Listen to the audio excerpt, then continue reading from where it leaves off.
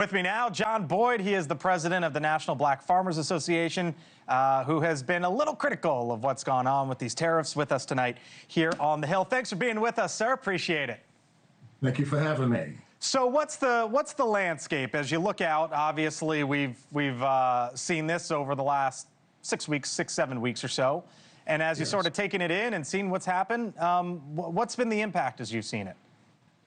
Well, you know, every time the president says the word tariffs, the price drops and the market, shifts. And many Americans really don't understand that farmers are the first ones to get punched in the face, so to speak.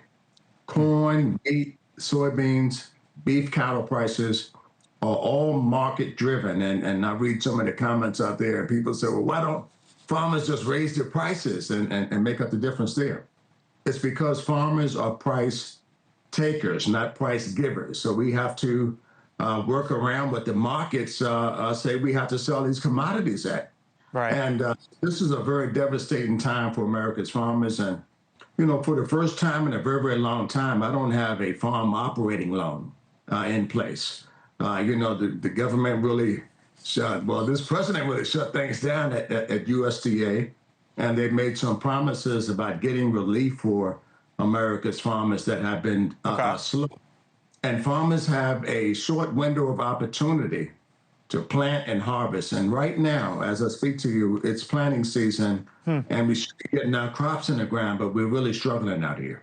So I do see, though, will higher tariffs help U.S. agriculture? 70% do believe, though, that it will strengthen the ag community. I guess that's the other side to it. What do you believe the sort of pause with China means? Well, China is still the United States' #1 purchaser of U.S.-grown soybeans. Mexico purchased most of U.S.-grown corn, and we get potash from, believe it or not, from Canada, for fertilizer. These are the three countries that the president, went after real quick, fast, and in a hurry. And those markets are going to be very hard to make up for America's farmers. So I think a lot of people don't realize that. So do you think he's going to make you? Do you think he's going to make you whole, though, at some point potentially? Because in the first go around in this in 2018 and 2019, he did. Well, the first time the president announced the word tariffs in 2018, I was selling soybeans for $16.80 a bushel. Okay. And that plummeted down to right around $6 a bushel. So I believe that the first time the president imposed tariffs on China, it didn't work too good, and it's not working too good for us, right now. And that's what people need to understand, that farming is the hardest occupation known to man. It never stops. And when you take away a farmer's market, you really cripple them and have them turn to means of alternative income. Top 3 soybean export markets for the U.S., China, the EU, and Mexico.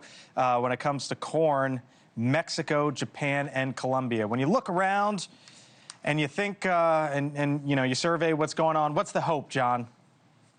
Well, I'm hopeful that this administration would include farmers at the table that could really give them solid advice, on how to move forward in this country. And that's what we have to do right now. So this is it's really like a bait and wait type situation for America's farmers. We're looking to see, the next steps and what's going to happen. And one thing about this president now, he doesn't leave any stone unturned. So tomorrow he may say something different than he did today. So he adds tariffs at one point, then he takes it away.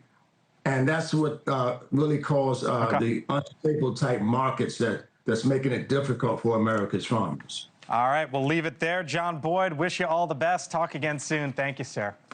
Thank you for watching. Subscribe below and download our NewsNation app right now on your phone, and you will get fact-based, unbiased news for all Americans.